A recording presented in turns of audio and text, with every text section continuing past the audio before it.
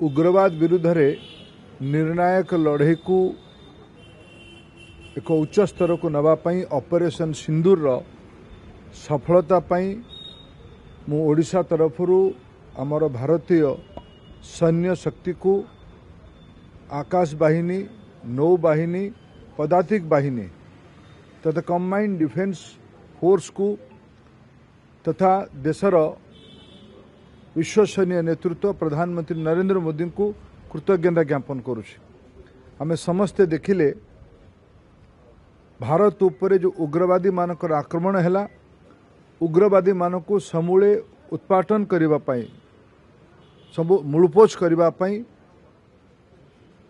6 राति 7 सकाळे भोर रे पाकिस्तान सीमा भितरे पीओके को टपिकी 9टी उग्रवादी आड़ा को ध्वस्त करागला।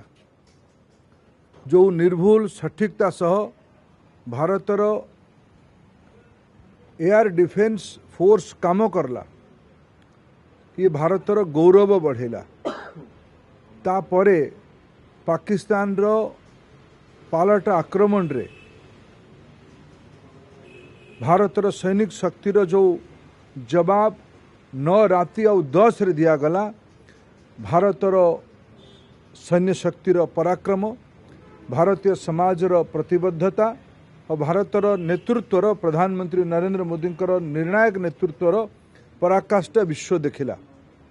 आज देश में आवश्यकता अच्छी सैनिक शक्ति को मन बढ़ेबा पाई मन दृढ़ करबा पाई एई आज समाज को आह्वान करा जायछि नागरिक मान को आह्वान करा जायछि ऑपरेशन सिंदूर को समर्थन करिकी सेना को समर्थन करिकी तिरंगा यात्रा आयोजन करबा पाई। मुझे ओडिशा रे कथा को उल्लेख करुछि।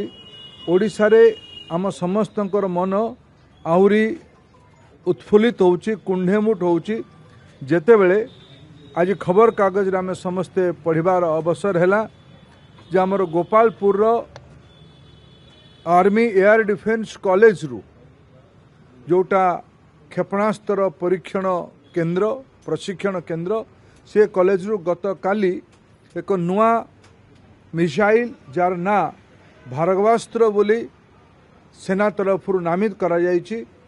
आपण आमे देखिथिबा जेबे एई थर जो ड्रोन आक्रमण शत्रु पक्षरु होउतला पाकिस्तान आडू होउतला भारतर डिफेंस तरफ एककालीन सबु ड्रोन गुड़ी को ध्वस्त करिवार सुदर्शन चक्रव्यूह को आयोजन करा जायतिला।